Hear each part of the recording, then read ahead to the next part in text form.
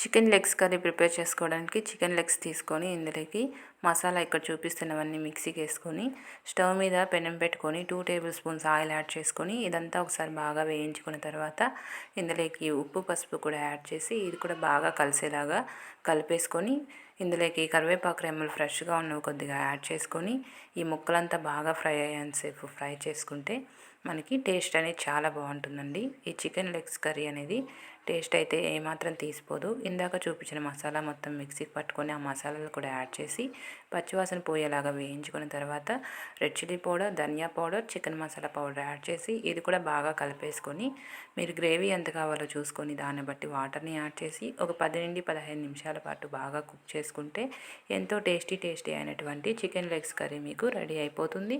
మీరు కూడా తప్పకుండా ట్రై చేయండి. ట్రై చేసిన వీడియో నచ్చితే నా ఛానల్ని తప్పకుండా సబ్స్క్రైబ్ చేసుకోవడం మాత్రం మర్చిపోకండి. Bye friends.